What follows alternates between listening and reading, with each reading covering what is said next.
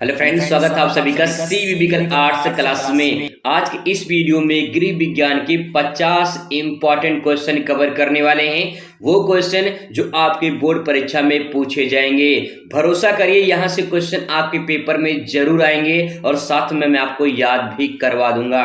70 number अगर पक्का करना है तो ये सारे क्वेश्चन तैयार कर लीजिए, क्योंकि यहाँ से आपके पेपर में क्वेश्चन देखने को मिलेंगे। शुरुआत करते हैं। सबसे पहले 50 महत्वपूर्ण अति लघु उत्तरीय प्रश्न लेकर आएंगे। इसके बाद 50 लघु उत्तरीय, 50 दीर्घ उत्तरीय। अब इन सारे क्वेश्चन को अगर आप तैयार कर लेते हो तो 100% गारंटी कि यहां से सारे क्वेश्चन आपके कवर हो जाएंगे।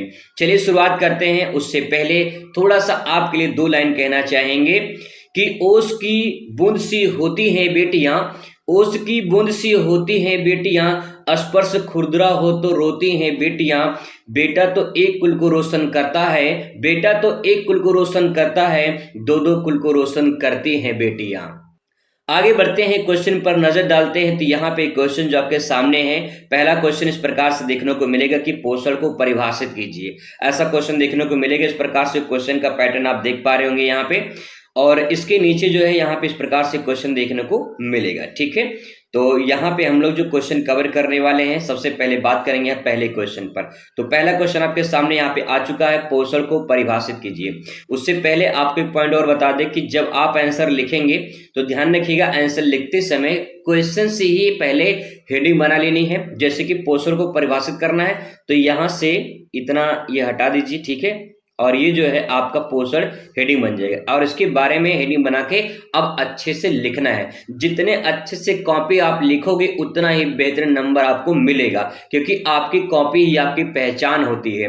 तो कॉपी को ऐसा लिखिए कि एग्जामिनर देख के बोल दे कि क्या कॉपी लिखा है बच्चे ने। ठीक है, तो इस प्रकार से आवाज आनी चाहिए एग्जामिनर के दिल से। तो अगर आपको नंबर अच्छा लाना है तो कॉपी को अच्छा लिखना पड़ेगा। ठीक है, लिखेंगे, पोषण वह प्रक्रिया है, पोषण वह प्रक्रिया है जिसमें हमारा शरीर भोजन के पोषक तत्वों को प्राप्त कर ऊर्जा और स्वास्थ्य को बनाए रखता है।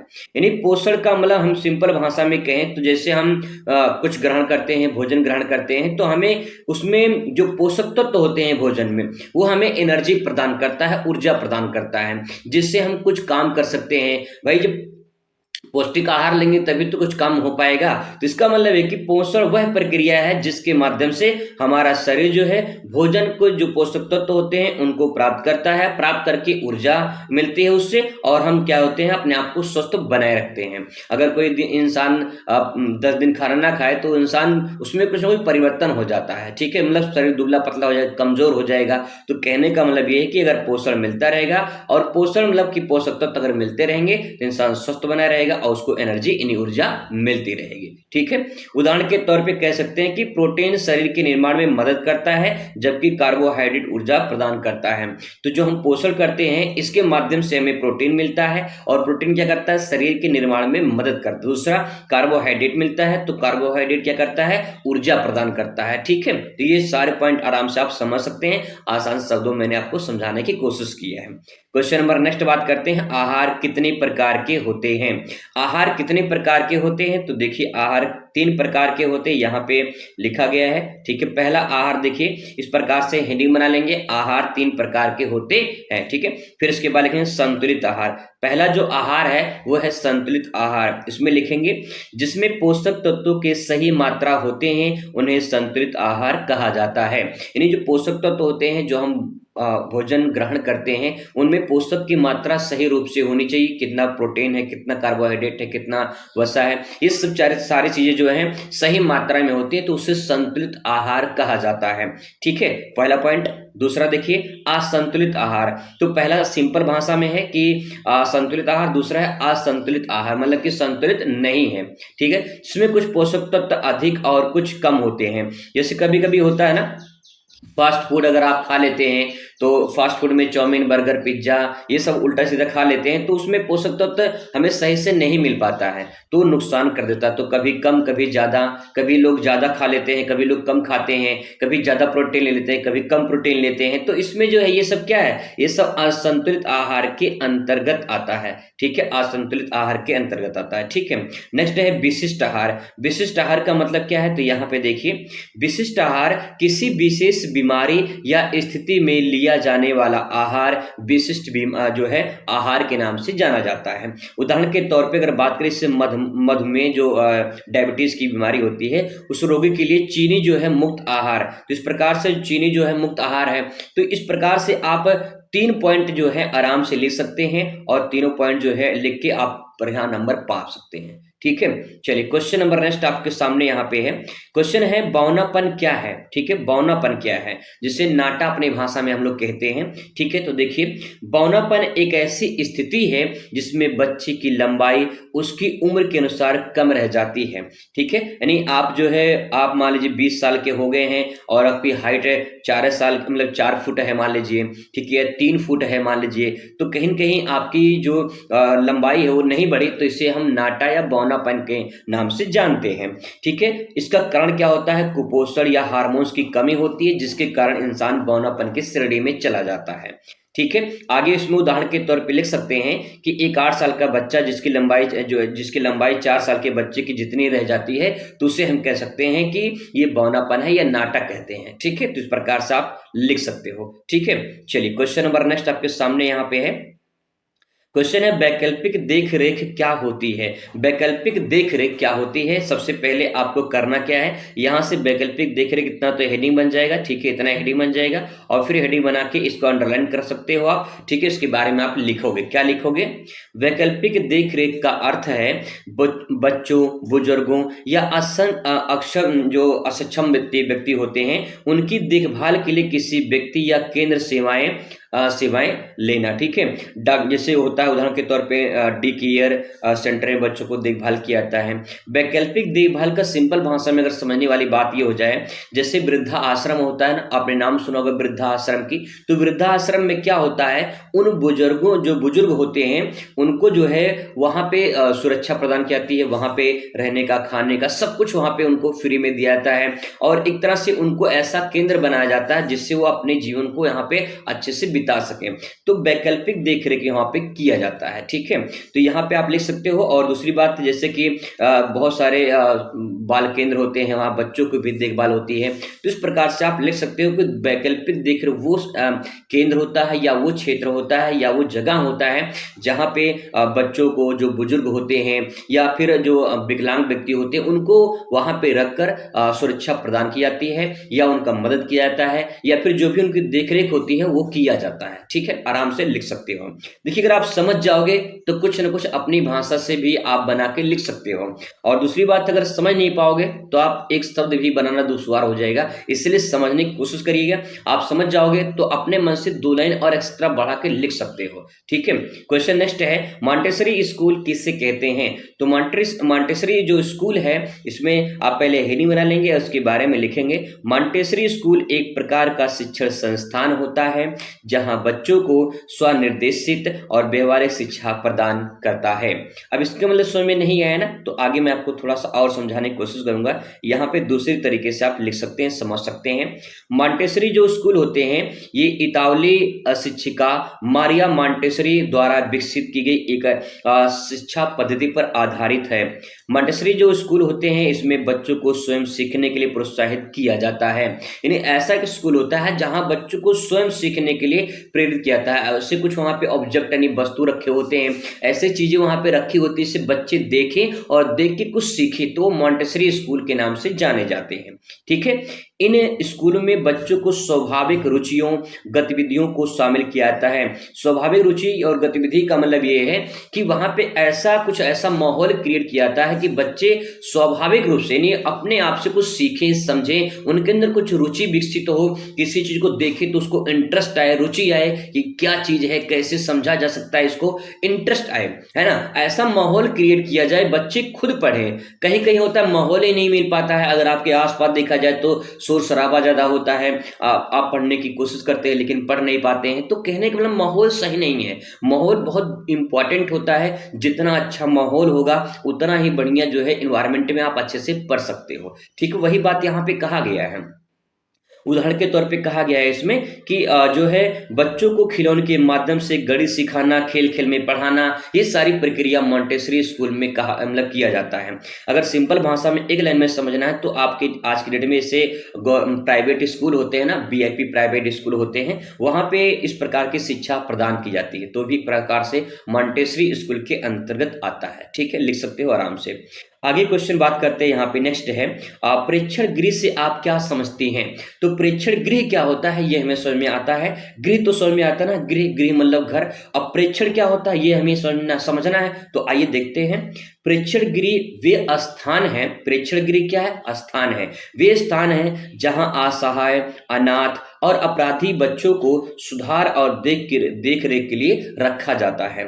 उदाहरण के तौर पे जैसे बाल सुधार गृह होता है। तो प्रेक्षण गृह का मतलब, गृह मतलब घर, प्रेक्षण का मतलब होता है जहां पे उनको देख रेख किया जाता है, जहां पे जो उनको प्रशिक्षण दिया जाता है, ये सारी चीजें शामिल होती है। जैसे जहां पे अनाथ बच्चे होते हैं, असहाय होते हैं, अपराधी बच्चे होते हैं। अपराधी मतलब बचपन में उनसे कोई गलती ऐसी हो जाती है जो वो नहीं करना चाहते लेकिन गलती हो जाती है, तो अपराधी बच्चों की श्रेणी में आते हैं। ये सारी प्रक्रिया जहां पे देखरेख होती है उसे प्रेक्षण गृह के नाम से जानते हैं। ठीक है, एक पॉइंट और थोड़ा सा यहाँ पे देख लेते हैं। अगर आपको ये परिभाषा समझ में नहीं आता है तो आप इसको भी लिख सकते हैं। यहाँ पे लिखा गया है कि प्रेक्षण गृह वह जगह होती है जहां बच्चे अस्थायी रूप से रहते हैं। अस्थायी रूप से मतलब परमानेंट नहीं रहते हैं, वहां पे जाएंगे, सीखेंगे, फिर चले जाएंगे, ये होता है। जैसे आप स्कूल में जाते हो, स्कूल में पढ़ते हो, पढ़ के फिर पास होगे, निकल जाओगे, तो फिर क्या आप वहां पे परमानेंट हो जाओगे? नहीं, आप वहां पे पढ़ोगे, जो भी आपका क्लास है, क्लास अटेंड करने के बाद घर चले जाओगे, यानी आप अस्थायी रूप से वहां पे काम कर रहे हैं। ठीक है, पढ़ रहे हैं मतलब। यहाँ बच्चों की माता पिता का पता लगाया जाता है और उनकी पारिवारिक जो पृष्ठभूमि होती है उसके बारे में जानकारी इकट्ठा की जाती है। कहने का मतलब ये है कि बहुत सारे ऐसे बच्चे खो जाते हैं, बहुत सारे लोग ऐसे खो जाते हैं, तो उनके लिए ऐसा ये प्रेक्षण गृह बनाया गया है, जैसे वहां पे लोगों को बताया जा सके, उनके बारे में पता लगाया जा सके, कौन है, कहाँ से आए हैं, ये सब सारी चीजें जो है प्रेक्षण गृह के अंतर्गत किया जाता है। ठीक है, चलिए क्वेश्चन नंबर नेक्स्ट बात करते हैं। शिशु देखभाल केंद्र क्या होते हैं। नाम से स्पष्ट है, जहां पे शिशुओं का देखभाल किया जाए उसे हम क्या कहेंगे, शिशु देखभाल केंद्र। जैसे शिशु देखभाल केंद्र वे स्थान होते हैं जहां कामकाजी माता पिता के बच्चे की देखभाल की जाती है। जैसे डे केयर सेंटर होता है, वहां पे जैसे आपके गांव एरिया में, क्षेत्र में आंगनबाड़ी होता है। आंगनबाड़ी में क्या होता है, बच्चे जाते हैं वहां पे, कुछ सीखते हैं, खेलते कूदते हैं, एंजॉयमेंट करते हैं, फिर चले आते हैं। ऐसे ही शिशु देखभाल केंद्र होते हैं जहां पे जो कामकाजी महिलाएं होती हैं, माता पिता होते हैं, जिनको टाइम नहीं रहता है, माता पिता दोनों सर्विस में है, नौकरी करते हैं, तो उनके बच्चे कहाँ जाएंगे, उनके बच्चों को जो है शिशु देखभाल केंद्र में डाल दिया जाता है। वहां पे जो वहां पे महिलाएं होती, जहाँ पे लोग जहाँ पे जो वर्कर होते हैं वो सब देखभाल करते हैं। ठीक है, इस प्रकार से आप इसे लिख सकते हो। ठीक है, क्वेश्चन नंबर नेक्स्ट आपके सामने है, शैशव अवस्था क्या होता है। तो शैशव अवस्था का अर्थ क्या होता है ये हमें समझना है। तो यहाँ पे देखिए सिंपल भाषा में लिख सकते हैं, शैशव अवस्था बच्चों के जीवन की प्रारंभिक चरण होती है। जब वह 0 से 2 वर्ष का होता है तो उसे शैशव अवस्था के नाम से जाना जाता है। इस दौरान बच्चे की शारीरिक और मानसिक विकास होता है। तो 0 से 2 वर्ष के बच्चे को शैशवावस्था के नाम से जानते हैं, जब वो शिशु होता है। ठीक है, जिसमें उसका शरीर और मानसिक रूप से विकास होता है। तो ये पॉइंट आप यहाँ पे लिख सकते हो। क्वेश्चन नंबर नेक्स्ट आपके सामने बहुत ही मोस्ट इंपॉर्टेंट क्वेश्चन है, आपके पेपर में जरूर देखने को मिलेगा। अतिथि चक्र के संबंधित जो है क्वेश्चन हर साल पूछे जाते हैं। अतिथि चक्र क्या है, इसके चरणों के जो है नाम है वो उल्लेख करना है। तो देखिए अतिथि चक्र क्या होता है, जो गेस्ट साइकिल होते हैं, जो आप घर में मेहमान आते हैं। कुछ ऐसे मेहमान होते हैं जो बिना बताए आते हैं, बिना किसी डेट के, बिना किसी तिथि के आते हैं। जब किसी तिथि के कोई मेहमान आए तो उसे अतिथि के नाम से जानते हैं। ठीक है, अतिथि का मतलब क्या होता है, जो जिसका कोई तिथि ना हो, जिसका कोई डेट ना हो, बिना तिथि के टपक पड़े घर पे, तो आपको लगता कि अरे यार कहाँ से आ गए, है ना, ऐसा होता है। तो अतिथि का मतलब कि जिसका कोई तिथि ना हो और उसके तिथि के चक्र के बारे में हमें बताना है। आइए समझते हैं। तो यहाँ पे देखिए, अतिथि चक्र जो होता है, अतिथि के होटल में प्रवेश से लेकर विदाई तक की प्रक्रिया होती है। या हम घर पे जो मेहमान आते हैं उससे जब वो आएंगे फिर इसके बाद जाएंगे, तो आने जाने में क्या पूरी प्रोसेस होती है उसको पूरा साइकिल चक्र में बताना है। ठीक है, तो यहाँ पे देख पाएंगे सबसे पहले अतिथि का क्या होता है, अतिथि का होता है आगमन। ठीक है, वो आएंगे, ठीक है, जब वो आएंगे तो फिर उनके लिए यहाँ पे तो अगर मान लो होटल है तो वहाँ पे रजिस्ट्रेशन होता है। घर पे जब आएंगे तो सबसे पहले जब वो आएंगे तो आप पानी पूछेंगे, मामा क्या लेकर आए, मतलब मामा पानी पियेंगे, चाय पियेंगे, मामा के लिए लेकर आएंगे, है ना। तो यहाँ पे होटल की बात हो रही, तो पहले जब आएंगे तो उनका रजिस्ट्रेशन होगा, फिर उनके बाद स्टे नीड ठहराव के लिए व्यवस्था की जाएगी, कौन से कमरे में वो मेहमान ठहरेंगे। ठीक है, फिर इसके बाद जो है उनकी व्यवस्था कैसे की जाएगी, क्या खाने पीने की व्यवस्था होगी, ये सारी प्रक्रियाएं होती हैं। फिर जब प्रस्थान करेंगे, अच्छा मामा नमस्ते, अब चलिए जाएंगे। ठीक है, तो इस प्रकार से विदाई होगी उनकी। तो आने और जाने में क्या पूरी प्रक्रिया होती है, ये पॉइंट आप इसमें आप लिख सकते हैं। ये इसी को जो है आने और जाने की प्रक्रिया को अतिथि चक्र के नाम से जानते हैं। ठीक है, लिख सकते हैं आराम से। चलिए, क्वेश्चन नंबर नेक्स्ट आपके सामने है, उपभोक्ता कौन होता है। उपभोक्ता कौन होता है ये समझना है, तो हेडिंग बन जाएगा आपका उपभोक्ता, और उसके बारे में लिखेंगे। देखिए सिंपल भाषा में बता दूं, हम सब क्या हैं, उपभोक्ता हैं। उपभोक्ता वो होता है जो किसी वस्तु का उपभोग करता है, उपयोग करता है, उपभोक्ता होता है। जैसे देखिए, उपभोक्ता वह व्यक्ति होता है जो वस्तु और सेवा का उपयोग करता है, उसे उपभोक्ता कहते हैं। जैसे उदाहरण लिख सकते हैं, जब आप फल खरीदते हैं तो आप फल के उपभोक्ता हैं, यानी जो वस्तु आप उपयोग किए हैं उसको क्या हो गए, उपभोक्ता हो गए। ठीक है, तो इस पॉइंट को आप यहाँ पे अच्छे से लिख सकते हो। नेक्स्ट क्वेश्चन आपके सामने है, उपभोक्ता के शिक्षा के 2 लाभ लिखिए। उपभोक्ता के शिक्षा के 2 लाभ लिखना है उपभोक्ता शिक्षा में। तो देखिए यहाँ से इतना हेडिंग बन जाएगा, ठीक है, लाभ तक, और फिर इसके बारे में पहला पॉइंट लिखेंगे, उपभोक्ता को अपने अधिकारों और कर्तव्यों की जानकारी मिलती है। जो वस्तु आप खरीदते हैं, जो वस्तु को उपयोग करते हैं, उसके बारे में जो है कुछ जानकारी आपको मिलती कि वस्तु कैसी है, उसका उपयोग कैसे करना है, इसके बारे में जानकारी मिलती। तो पहला लाभ हो जाएगा, उपभोक्ता जो होता है वो अपने अधिकारों और जो उसके कर्तव्य होते हैं उसकी जानकारी उसे मिलती है, पहला पॉइंट। दूसरा, ठगी और मिलावट से बचाव होता है। मतलब कि अगर आप कोई जानकारी है, आपको अपने अधिकार पता है कि कौन वस्तु की कीमत कितनी है, अगर आपको पता है तो आप ठगे नहीं जाओगे। लेकिन कभी कभी ऐसा होता है, आपको जैसे कपड़ा होता है ना, आप कपड़ा खरीदने गए हो, आप कपड़े खरीदने गए हो तो उसमें दाम नहीं लिखा रहता कपड़े में। तो आपको अगर मान लीजिए 1000 रुपये का कपड़ा है, ठीक है, और 2000 रुपये के दे दिया तो आप ठगे जाओगे। लेकिन बहुत सारे से महिलाएं होती हैं जो 1000 रुपये कपड़ा होता है ना, तो उसको भी कुछ ना कुछ कम करा लेती हैं। ठीक है, तो ये अच्छी बात है कम कराना, और कम कराने का आपका हक बनता है, क्योंकि जो वस्तु उस पर दाम लिखी रहती है वो फिक्स नहीं होता है। तो ठगी और मिलावट से आप बच सकते हो। ठीक है, तो आप इसमें 2 पॉइंट लिख सकते हो। नेक्स्ट क्वेश्चन आपके सामने है, विकास संचार को स्पष्ट रूप से समझाइए। विकास संचार क्या होता है, तो सबसे पहले यहाँ पे आप हेडिंग डालेंगे विकास संचार, और उसके बारे में लिखेंगे। विकास संचार का अर्थ है समाज में सुधार लाने वाली सूचना और ज्ञान का प्रसार करना। विकास संचार का मतलब ये है कि कोई ऐसी सूचना हो, कोई ऐसा आपके पास ज्ञान हो जिससे लोगों का विकास हो, समाज का विकास हो, आपका विकास हो। तो इस प्रकार से जो संचार, जो कम्युनिकेशन होती है, जो ज्ञान होती है, वो इंसान के विकास को प्रसार करती है। ठीक है, उदाहरण के तौर पे लिख सकते हैं इसमें कि ग्रामीण क्षेत्र में स्वच्छता अभियान जो है, ये भी एक तरह से क्या है, एक तरह से संचार है जो लोग तो पहुंचता है और स्वच्छता बनाए रखने की प्रेरित करता है। ठीक है, चलिए क्वेश्चन नंबर नेक्स्ट देखते हैं आपके सामने है, कार्य के 2 उद्देश्य बताइए। तो कार्य के 2 उद्देश्य हैं, यानी काम, यानी जो आप वर्क करते हो, लोग काम क्यों करते हैं, क्योंकि काम करने के बाद उनको आय प्राप्ति होती है। ठीक है, तो आय अर्जित करना, इसलिए काम करते हैं लोग। आप काम क्यों करते हो, क्योंकि आपको आय प्राप्त होगी। आप अगर नौकरी करना चाहोगे तो नौकरी क्यों करो, क्योंकि आपको इनकम प्राप्त होगी। इनकम प्राप्त होगी तो परिवार का जो है देखभाल अच्छे से हो पाएगा, परिवार की जो आवश्यकताएं उसकी पूर्ति अच्छे से हो पाएगी। तो इसलिए काम करते लोग, इनको आय प्राप्त होगा, पहला पॉइंट। दूसरा जो है आत्मसंतुष्टि प्राप्त करने के लिए इंसान कोई काम क्यों करता है, इंसान नौकरी क्यों करना चाहता है, क्योंकि उसे आत्मसंतुष्टि प्राप्त होती है कि मैं भी कुछ कर सकती हूँ, मैं भी कुछ अपना जो है बनना चाहती हूँ, ऐसा लोग काम करना चाहते हैं, इसलिए। तो ठीक है, 2 पॉइंट आप यहाँ पे लिख सकते हो। ठीक है, नेक्स्ट क्वेश्चन आपके सामने है, इंपॉर्टेंट क्वेश्चन आपके सामने है, नौकरी और आजीविका में 2 अंतर बताइए। नौकरी और आजीविका क्या होती है। ठीक है। देखिए, नौकरी की अगर बात करें तो एक संस्था में वेतन के लिए काम करना नौकरी कहलाता है। आजीविका का मतलब किसी भी माध्यम से जीवन यापन करना, मतलब कि आजीविका का मतलब ये कि अपना लोग खेती करके अपना जीवन यापन कर लेते हैं, तो आजीविका की श्रेणी में आता है।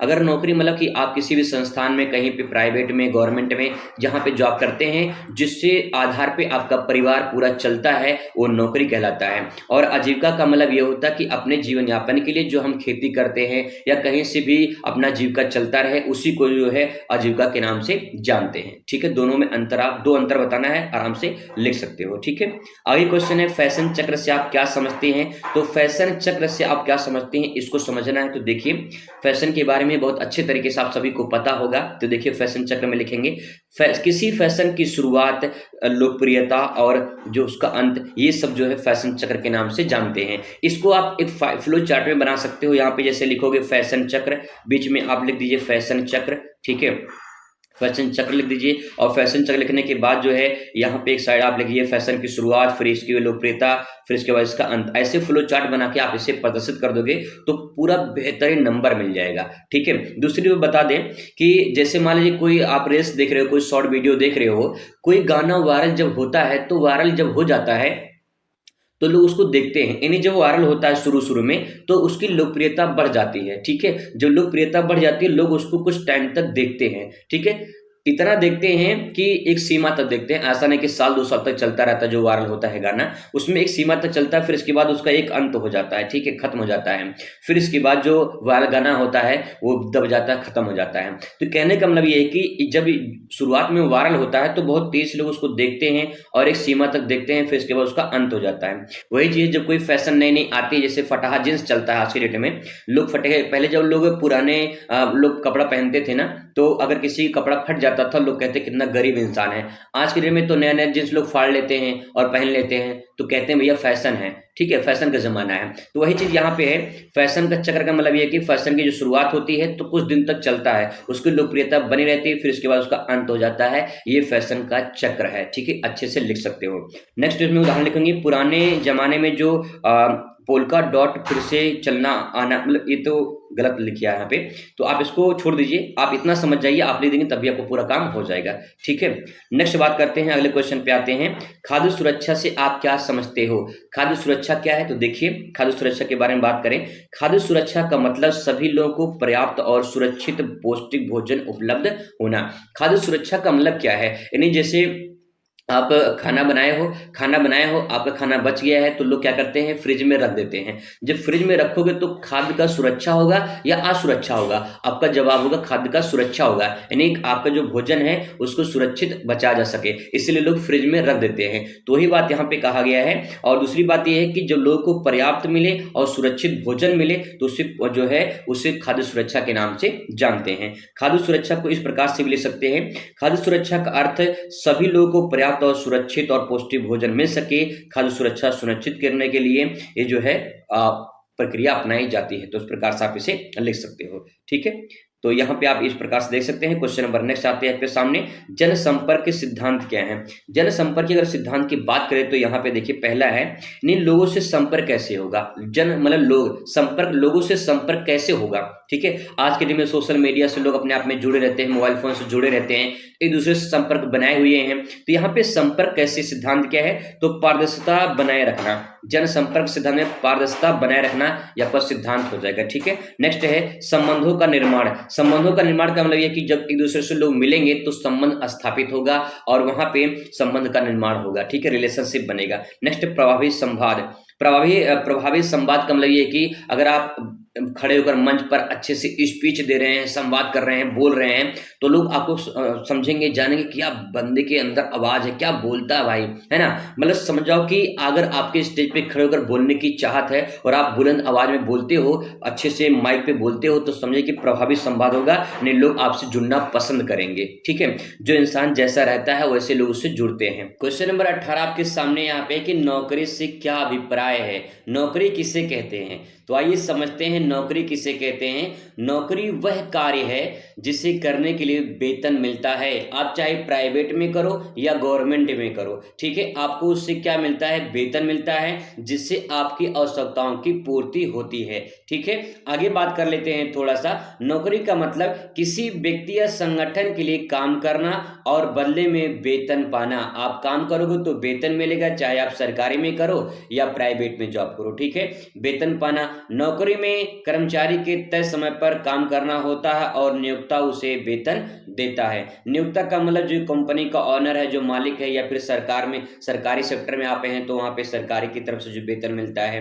तो जितना आप काम करते हैं, जैसे काम करते हैं, जैसे आपकी जॉब होती है, उसी प्रकार से आपकी सैलरी होती है और उसमें समय निर्धारित होता है कि आपको जो है इतना काम करना है, इतने घंटे काम करने ही, इतना आपको वेतन मिलता है। ठीक है, 40,000, 50,000, लाख रुपए तक, जैसा जिसका जॉब होता है। इस प्रकार से नौकरी को परिभाषित कर सकते हैं। ठीक है, क्वेश्चन नंबर नेक्स्ट आपके सामने यहाँ पे है, उद्यमिता किसे कहते हैं? सिंपल भाषा में आपको बताऊं तो उद्यम मतलब वो होता है कि जो लाभ और हानि का जोखिम उठाता है। सिंपल भाषा में कहें तो आप मान लीजिए एक दुकान खोल रखे हो, ठीक है, ब्यूटिशियन का मान लीजिए, तो आप अगर उसमें कोई घाटा होता तो कौन सहन करेगा? आप सहन करोगे। अगर कोई लाभ होता है तो कौन लाभ पाएगा? आप पाओगे। इसका मतलब होता है कि जो लाभ और हानि का जोखिम उठाते हैं उन्हें उद्यमिता के नाम से जाना जाता है। ठीक है, देखिए, उद्यमिता का मतलब व्यवसाय शुरू करने की कला होनी चाहिए। आपके अंदर कोई भी कला जैसे है, तो आप बिजनेस करना चाहते हैं, आपको लगता है कि आप मार्केटिंग में अच्छा अपना काम कर सकते हो,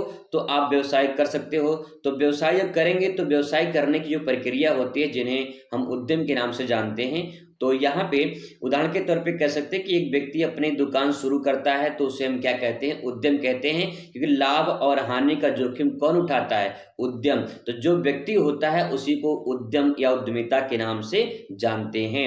आगे देखिए, उद्यमिता में जोखिम उठाने की जरूरत होती है। अगर कोई उसमें घाटा होता है तो आपको उसमें घाटा सहने की जो है क्षमता होनी चाहिए। फायदा होता है तो भाई अच्छी बात है। ठीक है, उद्यमिता में अनिश्चितता का प्रबंधन करना होता है। अनिश्चितता मतलब ये होता है कि कोई निश्चित नहीं है, आपको लंबे समय के लिए अपने टाइम को बना के रखना है, अपने बिजनेस को बना के रखना है। कोई एक दिन में दुकान खोल के करोड़पति लखपति नहीं बन जाता है, उसके लिए टाइम देना पड़ता है। साल, 2 साल, 5 साल लग जाते हैं, 10 साल लग जाते हैं, तब जाके वो कहीं प्रोग्रेस के जो है श्रेणी में आता है। तो इसीलिए आपको उस पर टाइम देना है और एक ऐसा मैनेजमेंट बनाना है, प्रबंधन करना है, जिससे आपका जो बिजनेस है, जो व्यवसाय है, वो अच्छे से प्रगति करे। ठीक है, नेक्स्ट है, उद्यमिता में अवसरों को पहचानना होता है।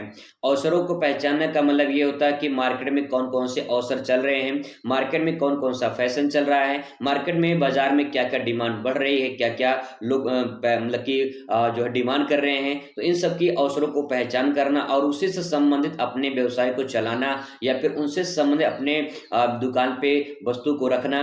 तो इस प्रकार के जो है वस्तु अगर आप रखते हैं तो जाहिर सी बात, कहीं न कहीं आपका बिजनेस आगे बढ़ेगा। ठीक है, अगर आप कहीं न कहीं ओल्ड सामान रख लेंगे जो प्रचलन में नहीं है, तो हो सकता है कि आपका बिजनेस बंद हो जाए, ना चल पाए। तो इसीलिए अवसरों को पहचानना है, जब भी अवसर मिले तो उसका फायदा उठाना चाहिए। ठीक है, नेक्स्ट है, उद्यमिता में साधन जुटाने होते हैं। भाई देखिए, सिंपल सी बात ये, अगर आप दुकान खोल रखे हो तो आपको अपने साधन जुटाने होंगे। ठीक है, अपने साधन खुद जुटाना होता है और उसी के आधार पे अपना काम करना होता है। ठीक है, तो आई होप समझ में आया होगा। ठीक है, क्वेश्चन नंबर यहाँ पे एक पॉइंट और देख लेते हैं। उद्यमिता में मूल्य बनाना होता है। आप जो वस्तु खरीद के लेकर आते हैं होलसेलर में, उसमें आप कितना प्राइस लगाते हैं, कितना आपका टैक्स वगैरह लगा है, कितना आपका उसमें भाड़ा वगैरह लगा है, सब पूरा जोड़ के जो है आप अपना मूल्य तय कर लेते हैं। ठीक है, इस प्रकार से। तो तय कौन करता है? उद्यमिता करता है। ठीक है, चलिए, क्वेश्चन नंबर आपके सामने है 20। जन स्वास्थ्य पोषण किसे कहते हैं? जन स्वास्थ्य पोषण की बात करें तो जन मतलब लोग होता है, लोगों के स्वास्थ्य के बारे में बात हो रही है और कैसा पोषण उनको मिलना चाहिए, उससे संबंधित प्रश्न पूछा जा रहा है। तो देखिए, जन स्वास्थ्य पोषण का अर्थ होता है समुदाय के स्तर पर पोषण संबंधी समस्याओं का समाधान करना। मतलब ये है कि जो समुदाय हैं, जो जिस कैटेगरी में आते हैं, जो समुदाय हैं, वो समुदाय जो उनके स्तर का पोषण है, उसकी जो समस्याएं हैं उसका समाधान करना। जैसे मिड डे मील स्कूल में योजना चलाई जाती है, ये भी जन स्वास्थ्य पोषण, मतलब बच्चों के स्वास्थ्य के हित के लिए जो है भोजन वहाँ पे उपलब्ध कराए जाते हैं। और हर दिन मतलब कि जो है हर दिन आपको अलग-अलग भोजन वहाँ पे प्राइमरी स्कूल में देखने को मिलते हैं। तो इस प्रकार से उनके हिसाब से जो भोजन जो उनके स्तर से जो पोषण दिया जाता है, वो जन स्वास्थ्य पोषण के नाम से जाना जाता है। जैसे एक रोगी है, तो रोगी को अलग पोषण दिया जाता है, एक स्वस्थ व्यक्ति है, उसको अलग पोषण दिया जाता है। एक बच्चे होते हैं, छोटे-छोटे बच्चे होते हैं, जैसे प्राइमरी में मिड डे मील मिलता है, तो उसमें अलग अपना उनका पोषण होता है। तो इस प्रकार से जो प्रक्रिया होती है, उसे जन स्वास्थ्य पोषण के नाम से जाना जाता है। ठीक है? क्वेश्चन नेक्स्ट आपके सामने है, होटल और रेस्टोरेंट में क्या अंतर है? होटल और रेस्टोरेंट में, तो इसको मैं पिछली वीडियो में बता चुका हूँ, लेकिन मैं फिर से थोड़ा-सा हल्का सा बता दे रहा हूँ, एक हिंट दे दे रहा हूँ आपको। होटल का मतलब होता है ठहरने और खाने की व्यवस्था होती है। आप होटल में जाओगे तो वहाँ पे ठहरने की व्यवस्था होती है, आप रुकना चाहते हैं रुक सकते हैं, भोजन-पानी की व्यवस्था होती है।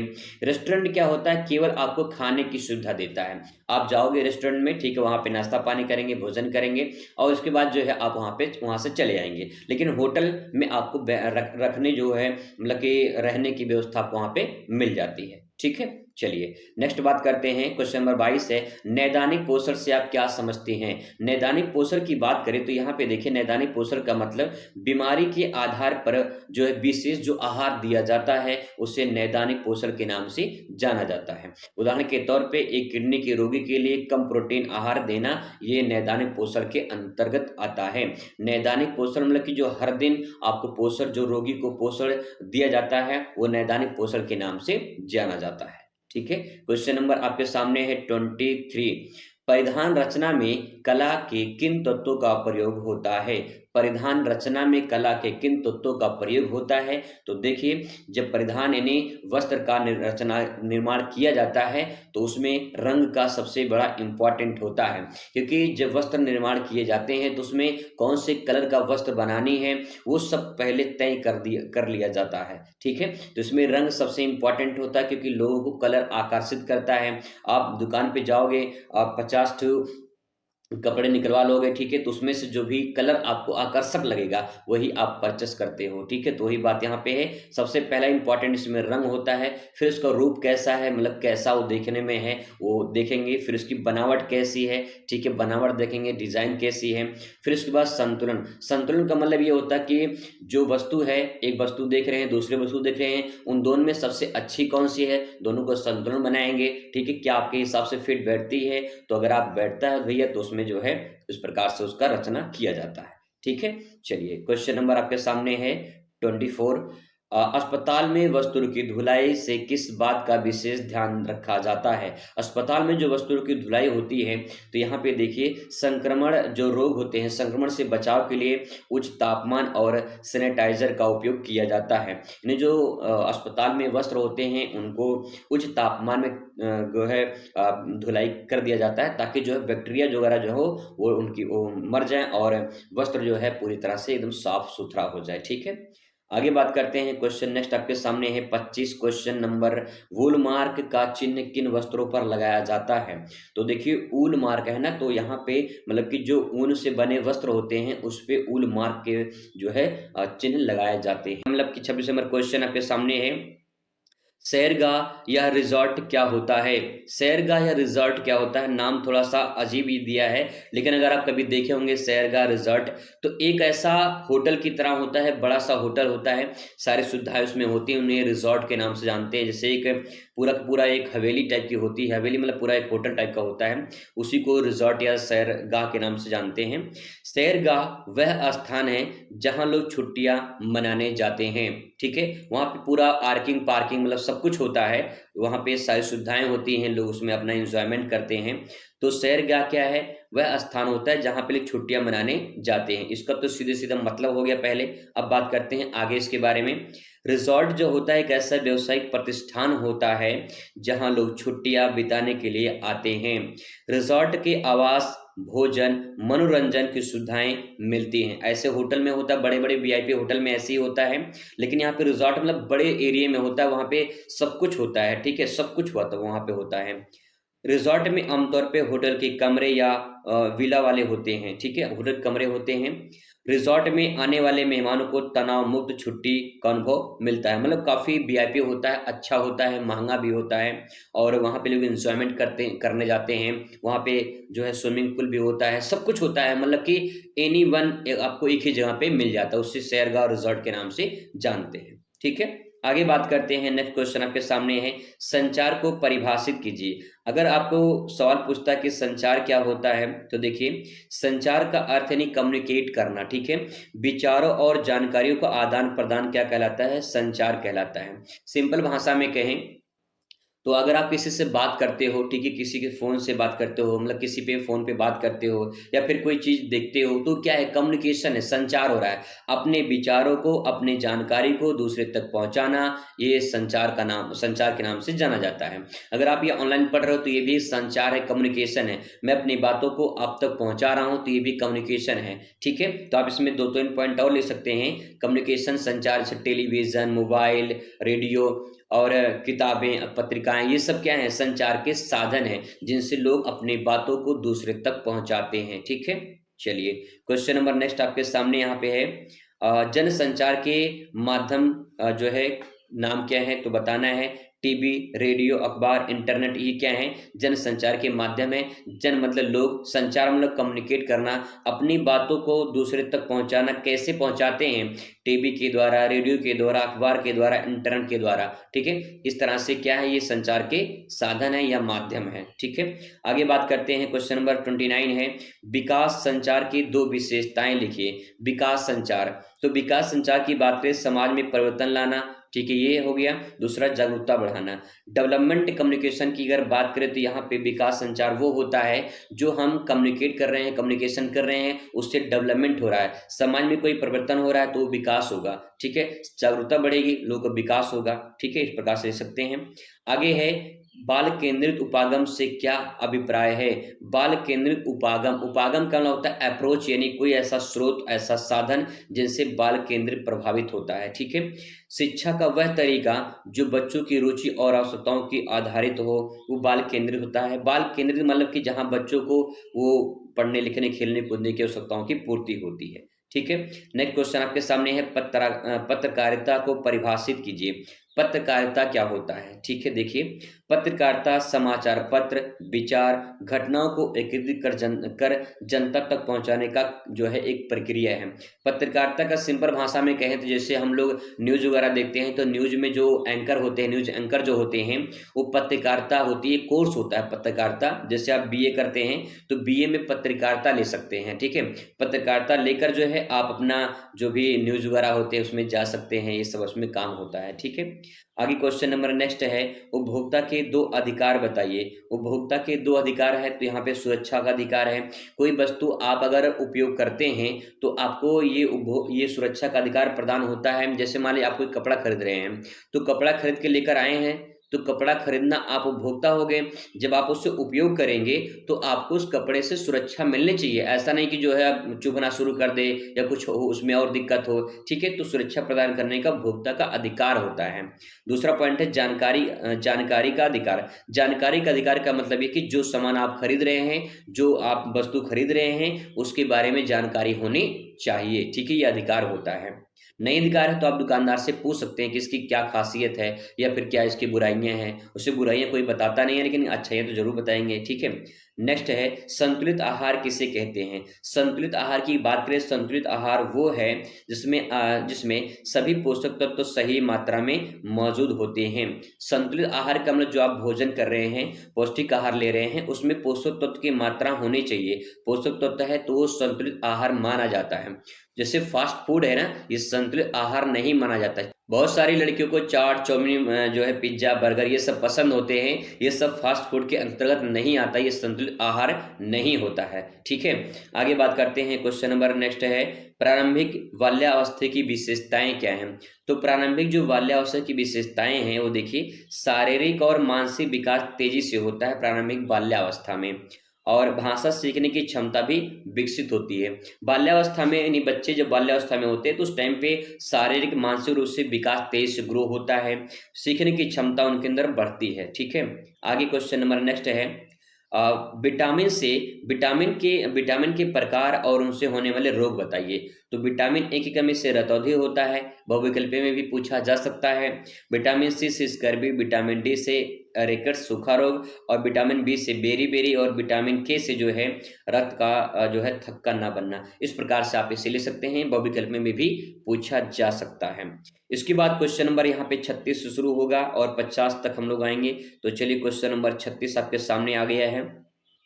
संप्रेषण क्या होता है? संप्रेषण यानी संप्रेषण की बात करें तो यहाँ पे कम्युनिकेशन की बात हो रही है। देखिए, संप्रेषण विचारों, भावनाओं, सूचनाओं को एक व्यक्ति दूसरे व्यक्ति तक आदान प्रदान करता है, जैसे शिक्षक द्वारा छात्रों को पाठ समझाना, ये संप्रेषण कम्युनिकेशन कहलाता है। ठीक है, मतलब कि सिंपल भाषा में कहें, जैसे सूचना होता है ना, वैसे अपनी बातों किसी दूसरे तक जब पहुंचाते हैं तो उसे संप्रेषण के नाम से जानते हैं। क्वेश्चन नंबर नेक्स्ट है 37, पूरक खाद्य पदार्थ क्या होता है? पूरक खाद्य पदार्थ की बात करें तो यहाँ पे वे खाद्य पदार्थ जो मुख्य रूप से पोषण की कमी को पूरा करते हैं और वो जो है पूरक खाद्य पदार्थ कहलाते हैं। उदाहरण के तौर पे दूध के साथ अनाज खाना। ठीक है, पूरक खाद्य पदार्थ का मतलब है, सिंपल भाषा में कहें तो ऐसे आहार होते हैं जो पोषण की कमी को पूरा करते हैं। सिंपल, ठीक है, जो पोषण की कमी को पूरा करते हैं उन्हें पूरक खाद्य पदार्थ के नाम से जानते हैं। क्वेश्चन नंबर नेक्स्ट है, जीवन कौशल से आप क्या समझते हैं? जीवन कौशल क्या होता है? तो जीवन कौशल वे क्षमताएं हैं जो व्यक्ति को समस्याओं को समाधान करने और दूसरे से संवाद करने और जीवन के चुनौतियों का सामना करने को सक्षम बनाती है, जैसे कि समय प्रबंधन, निर्णय लेने की क्षमता। अगर सिंपल भाषा में इसको समझाया जाए तो बस आप इतना समझ जाइए, जीवन कौशल का मतलब ये होता है कि आप अपने जीवन में कोई एक ऐसी कौशल, एक ऐसी स्किल, एक ऐसी नॉलेज डेवलपमेंट करिए जिसके आधार पे जो है आप किसी के सामने बोल सके, संवाद कर सके। ठीक है, कोई समस्या अगर आपके सामने आती है तो समस्या का समाधान कर सके। ऐसा ना हो कि आप डर जाएं, घबरा जाएं। तो ऐसा कौशल होना चाहिए आपके लाइफ में, ऐसा नॉलेज होना चाहिए जिससे कोई भी आपकी लाइफ में समस्या आती है तो खुद आप उससे समस्या का समाधान कर सको। ऐसा ना हो कि जो है आप डर जाओ, घबरा जाओ, परेशान हो जाओ। ऐसे बहुत सारे लोग होते हैं, कमजोर दिल वाले होते हैं। तो अपने अंदर एक ऐसी हिम्मत रखनी है और कौशल रखना है जिसके आधार पे अपने निजी जीवन में जो समस्याएं होती हैं उनके समस्या का समाधान कर सके। ठीक है, चलिए क्वेश्चन नंबर आपके सामने नेक्स्ट है, आहार चिकित्सक के 3 मुख्य उद्देश्य बताइए। आहार चिकित्सक के 3 मुख्य उद्देश्य क्या है? तो देखिए, रोगी को शरीर के पर्याप्त पोषण देना। जो रोगी होते हैं उनको शरीर के अनुसार उसको पर्याप्त पोषण मिलना चाहिए, ये आपका आहार चिकित्सा हो जाएगा। आहार चिकित्सा का मतलब जो डॉक्टर ने सलाह दिया है उनको आहार देना चाहिए। रोग से उबरने की मदद करने के लिए आहार चिकित्सा दिया जाता है। भविष्य में बीमारी की रोकथाम करने के लिए आहार चिकित्सा दिया जाता है। मधुमेह में शुगर को नियंत्रित भोजन देना, ये जो है आहार चिकित्सा का उदाहरण के रूप में लिख सकते हैं। ठीक है, मान लो किसी को मधुमेह यानी डायबिटीज हुआ है तो उसे कम मीठा देना चाहिए। ठीक है, आगे बात करते हैं। नेक्स्ट क्वेश्चन आपके सामने है, रोगी व्यक्ति को भोजन देने के तरीके बताइए। रोगी जो व्यक्ति है उसको भोजन देने के क्या क्या तरीके हैं? तो देखिए, तरीका देखिए, छोटे छोटे भाग में भोजन देना चाहिए। कोई व्यक्ति अगर रोगी है तो उसे छोटे छोटे भाग में भोजन देना चाहिए। ऐसे बहुत सारे लोग हैं जो सोचते हैं कि एक साथ भैया खिला पिला दे, काम खत्म। तो यहाँ पे ध्यान रखने की बात की, छोटे छोटे भागों में भोजन आपको देना है। दूसरा, भोजन नरम और सुपाच्य होना चाहिए, यानी ऐसा होना चाहिए जो पाचन काम करे अच्छे तरीके से और पच जाए, है ना। ऐसा ना हो कि उबाल मार दे, फेंक दे बाहर, तो ऐसा नहीं होना चाहिए। भोजन नरम होना चाहिए, अच्छा होना चाहिए। ठीक है, नेक्स्ट है आगे, रोगी की पसंद को ध्यान रखना चाहिए। बुखार में हल्का दलिया देना, ये सब जो है रखा जाता है। तो आप इसमें आराम से समझ सकते हो। नेक्स्ट है, क्वेश्चन नंबर, विटामिन की ए की कमी से कौन सा रोग हो सकता है? तो रतौंधी, रतौंधी रात में कम देखना दिखाई देना रतौंधी के नाम से जाना जाता है। वहीं बात करें आंखों का सूखापन, ठीक है, आंखों का सूखापन और त्वचा का जो है रूखापन, फटा होना, ये सब इसके अंतर्गत आता है। ठीक है, क्वेश्चन नंबर नेक्स्ट आपके सामने है, विभिन्न भोजन सुरक्षा कार्यक्रमों के नाम लिखिए। विभिन्न भोजन सुरक्षा कार्यक्रम के नाम बताने हैं, तो मध्यमान भोजन योजना, मिड डे मील जो योजना चलाई जाती है, सार्वजनिक वितरण प्रणाली पीडीए जिसे बोलते हैं, जैसे आपके अगर गांव से बिलोंग करते हैं तो आपको राशन मिलता है, ठीक है, जो राशन मिलता है वो क्या है, सार्वजनिक वितरण प्रणाली के नाम से जाना जाता है। ठीक है, नेक्स्ट एकीकृत बाल विकास योजना।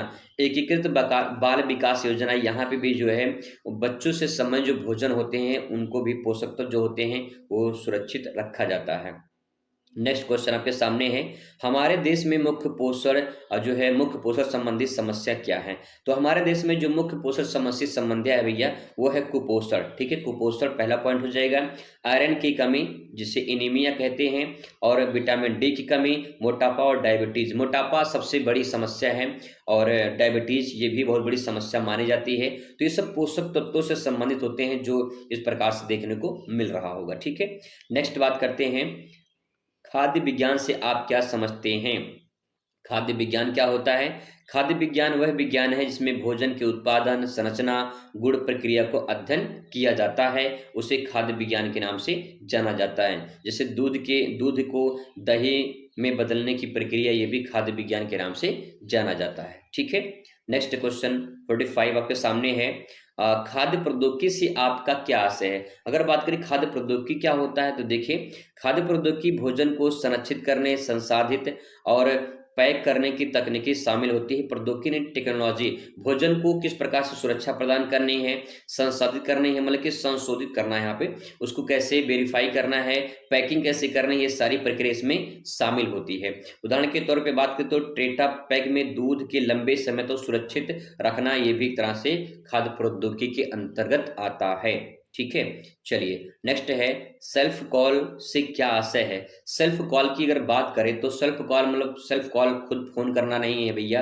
यहाँ पे बात करें सेल्फ कॉल का मतलब जो है किसी खाद्य वस्तु को लंबे समय तक बिना जो खराब हुए स्टोर रखना जो है सेल्फ कॉल के नाम से जाना जाता है। इसे डिब्बा बंद खाद्य पदार्थ या फ्रिज में जो आप सामान रखते हैं वो जो है आप तरह से सुरक्षित रखते हैं उसको। ठीक है, चलिए नेक्स्ट आपके सामने है, खाद्य निर्माण से क्या आशय है? अगर खाद्य निर्माण की बात करें तो इसमें देखिए खाद्य निर्माण का मतलब कच्चे माल को खाद्य उत्पादन की बदलने की प्रक्रिया, जैसे गेहूं से आटा बनाना। ठीक है, गेहूं से आटा बनाना एक खाद्य निर्माण की प्रक्रिया मानी जाती है। तो अगर आपको बता दें यहाँ पे जो क्वेश्चन है वो छोटे छोटे क्वेश्चन है, अति लघुत्तरीय क्वेश्चन है, बहुत सिंपल भाषा में आप इसे आसान शब्दों में लिख सकते हो। नेक्स्ट है, अविषालता से क्या आशय है? अविषालता से क्या आशय है? तो देखिए अविषालता मतलब होता है भोजन को जहरीले पदार्थ से मुक्त करना। यहाँ पे विष है ना, विष मतलब भोजन को जो जहरीले पदार्थ होते हैं उनसे मुक्त करना। तो ये सब जो है जैसे पेस्टिसाइड मुक्त फल सब्जी, ये सब जो है आपके अविषालता के अंतर्गत आते हैं। क्वेश्चन नेक्स्ट आपके सामने 49 है, यहाँ पे खाद्य मानव को परिभाषित कीजिए। खाद्य मानव को, ठीक है, देखिए खाद्य मानव वह है जो भोजन के उत्पाद, उपयोग और पोषण के वैज्ञानिक और सामाजिक पहलुओं को अध्ययन करता है, जैसे पोषण विशेषज्ञ के अंतर्गत आते हैं, उन्हें खाद्य मानव के नाम से जाने जाते हैं। पोषण विशेषज्ञ का मतलब ये होता है कि आपको कितनी मात्रा में प्रोटीन लेनी है, कितना कैलोरी लेना है, कितना वसा लेना है, ये सब जो है खाद्य मानव के अंतर्गत आता है। और कौन बताता है? पोषण जो विशेषज्ञ होते हैं वो आपको सलाह देते हैं। ठीक है, क्वेश्चन नंबर लास्ट आपके सामने है, 50 नंबर क्वेश्चन आपके सामने आ चुका है कि क्वेश्चन कह रहा है यहाँ पे कि खाद्य पदार्थों के संदर्भ में संदूषण का क्या आशय है? खाद्य पदार्थों के संदर्भ में संदूषण का क्या आशय है? तो देखिए भोजन में हानिकारक पदार्थों को मिल जाना संदूषण कहलाता है। सिंपल भाषा में कहें जो कि फलों में कीटनाशक जो छिड़काव होते हैं वो भी एक तरह से संदूषण की समस्या संदूषण कहलाता है। तो फलों में जो हानिकारक पदार्थ मिल जाते हैं उनको जो है संदूषण के नाम से जाना जाता है। तो फलों में कीटनाशक अगर कीट लग जाते हैं तो उस पर छिड़काव किया जाता है। तो इस प्रकार से आप इसमें लिख सकते हो। ठीक है। तो ये आपके सामने 50 इंपॉर्टेंट क्वेश्चन थे जो आप यहाँ पे देख पाएंगे, ठीक है। 50 इंपॉर्टेंट क्वेश्चन अगर आप तैयार कर लेते हैं तो यहाँ से आपके पेपर में जरूर क्वेश्चन देखने को मिलेगा, ठीक है। चलिए मुलाकात करते हैं अगली वीडियो में, तब तक खुश रहिए, मस्त रहिए और जिंदगी में स्वस्थ रहिए। धन्यवाद।